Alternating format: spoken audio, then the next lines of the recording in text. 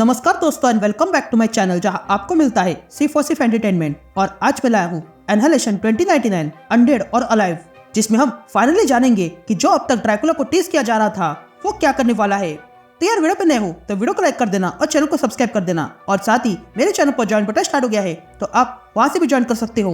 और उसी के साथ अब आप मुझसे व्हाट्सएप पर भी जुड़ सकते हो, जिसका लिंक मैं आपको डिस्क्रिप्शन में दे दूंगा। तो यार पिछले शो में आपने देखा कि सिल्वर सर्फर मेफिस्टो के लिए काम कर रहा था, लेकिन फिर वो मेफिस्टो का साथ छोड़ देता है और खुद का रास्ता ढूंढने निकलता है। तो अब आगे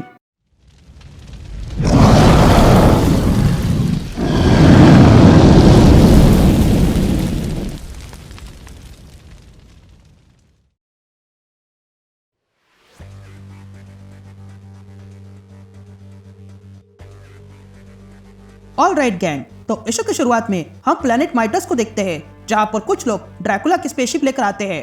तभी वहां खड़ा एक आदमी वो सामान लाने वाले से पूछता है कि ये क्या है, जिस पर वो सामान लाने वाला कहता है कि ये कुछ भंगार है जो हमें मिला है।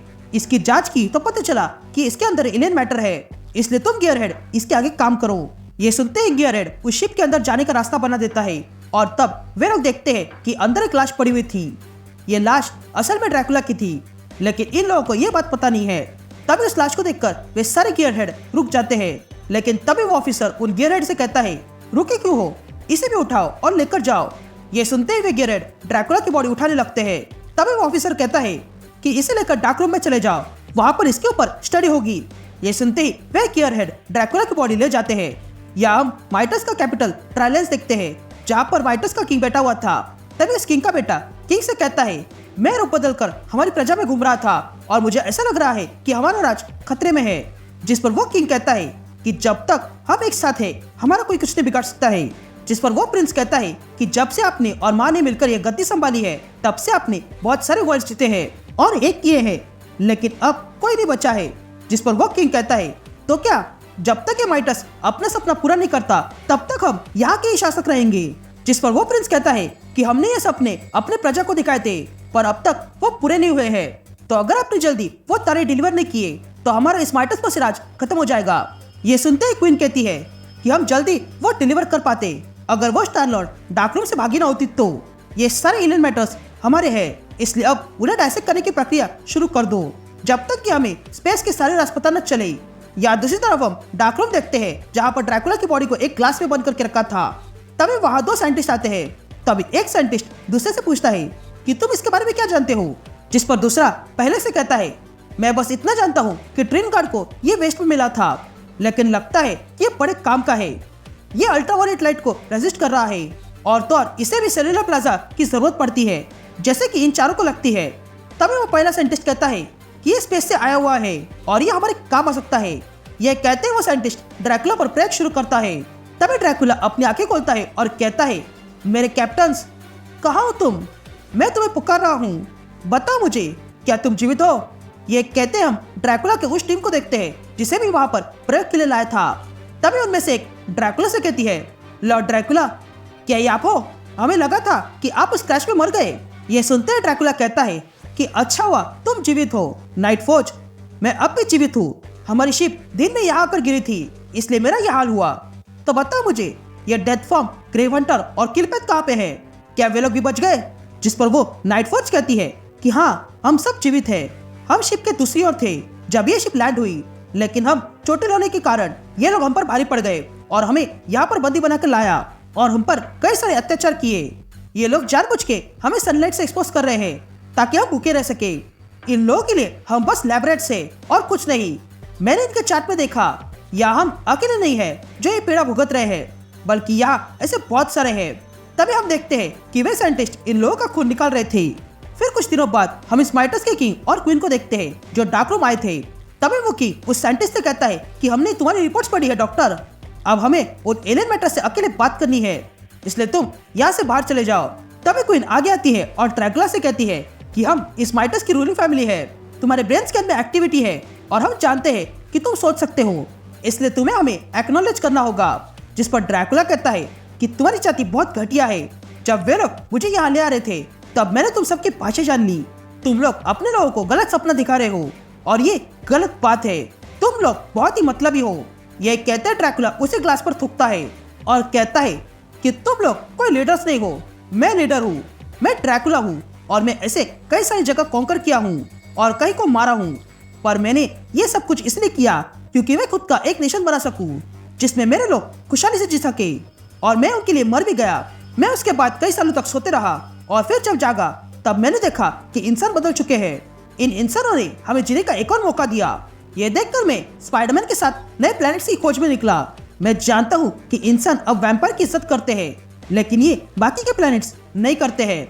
इन लोगों ने मेरा कैस्केट चोरी किया जिसमें मैं सोया था, इसलिए मैंने इन लोगों को अपना कैप्टन बना दिया और फिर मैं यहाँ अपना कहर बरसाने आ गया। पर यहाँ आके मैं क्रैश हो गया, जिस पर किंग कहता है कि तुम जो कोई भी हो, हम नहीं जानते हैं कि वैम्पायर क्या होता है। जिस पर ड्रैकुला कहता है कि तुम लोग जल्दी जान जाओगे, जल्दी तुम्हारे लोग जान जाएंगे कि तुम कितने डरपोक हो। जिस पर वो प्रिंस कहता है कि ऐसा कभी नहीं होगा, हम तुम्हारे अंदर से वो सारे सीक्रेट्स जान जाएंगे। ये कहते ही ड्रैकुला के सर में इंजेक्शन घुस जाता है, जिसके कारण ड्रैकुला जोर से चिल्लाने लगता है।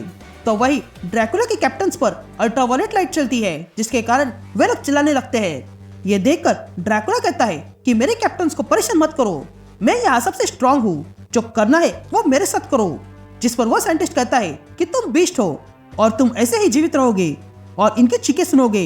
ये कहते हैं वो साइंटिस्ट ड्रैकुला को उसके कैप्टन्स की चीखें सुनाता है और ड्रैकुला से कहता है कि हम तुम्हारे कैप्टन्स को धीरे धीरे मारेंगे और फिर तुम्हारे अंदर से वो सब कुछ निकालेंगे जो हमें चाहिए और फिर तुम्हें मार डालेंगे। यह सुनते हैं ड्रैकुला उस साइंटिस्ट से कहता है कि तुम्हारे ये मालिक वफादारी के लायक नहीं है। मैंने उसका दिमाग पढ़ा है और दिल भी, ये लोग अंदर से बुरे हैं। तुम सब बस कमोडिटी हो, तुम लोग बस उसके लिए काम करते हो, खुद के लिए नहीं। तुम लोग आज उन्हें स्टार्स दोगे तो वो कल तुमसे गैलेक्सी मांगेंगे। इस तरह तुम लोग हमेशा उनकी गुलामी करते रहोगे, लेकिन मैं तुम लोगों की मदद कर सकता हूँ। पर तुम लोगों ने मेरे कैप्टन्स को टॉर्चर करके बहुत बड़ी गलती की। लेकिन तभी वे साइंटिस्ट वहाँ से चले जाते हैं, लेकिन जाते जाते वे ड्रैकुला से कहते हैं कि ये हफ्ता पूरा होते ही हम तुम्हारे सारे राज जान जाएंगे। तभी ड्रैकुला अपने कैप्टन से कहता है कि हार मत मानना, मैं तुम्हारे साथ हूँ, हम फिर से आजाद होंगे। ये कहते हैं ड्रैकुला को नाइट फॉज की बात याद आती है कि यहाँ पर और भी टॉर्चर लोग हैं। ये जानते हैं ड्रैकुला वह कौन है, ये जानने लगता है और तब उसे पता चलता है कि वहाँ नीचे एक जानवर रखा गया है। ये देखकर ड्रैकुला तुरंत जानवर को जगाता है और अपने लिए काम करवाने के लिए तैयार करता है।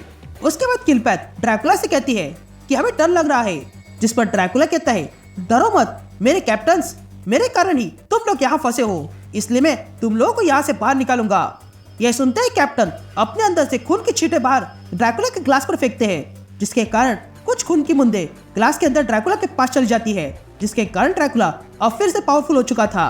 फिर कुछ घंटे बाद हम वो लैब देखते हैं जो टूटी हुई थी और ड्रैकुला कहीं पर गायब था। ये देखकर वे साइंटिस्ट हैरान थे। तो वही दूसरे लैब से खबर आती है कि ड्रैकुला के कैप्टन्स मर चुके हैं। ये देखकर वे साइंटिस्ट हैरान हो जाते हैं, लेकिन तभी ड्रैकुला वहां आता है और उन साइंटिस्ट को मारने लगता है और फिर उन साइंटिस्ट को अपने कैप्टन के पास ले जाता है ताकि वे लोग भी पहले जैसे हो जाए। उसके बाद ड्रैकुला उस जानवर के पास आता है और उसे भी आजाद करता है और उसे भी काट कर वैम्पायर बनाता है। यहाँ ड्रैकुला के कैप्टन्स सारे साइंटिस्ट को मार डालते हैं, तो वही ड्रैकुला उस जानवर को लेकर बाहर आता है और सबको वैम्पायर बनाने लगता है। और ये सब कुछ करने के बाद वो माइटस के पैलेस में घुस जाता है और फिर वहाँ पर किंग, क्वीन और प्रिंस को माइंड कंट्रोल कर लेता है और फिर उनकी तलवार लेकर वहाँ का किंग बन जाता है और कहता है कि अब से हमारा कॉन्क्वेस्ट शुरू हो चुका है। एंड दैट्स इट, ये सीरीज यही खत्म होती है। अब इसके आगे की कहानी हमें कॉन्क्वेस्ट 2099 में पता चलेगी, जो अक्टूबर में आएगा। तो तब तक के लिए गुड बाय।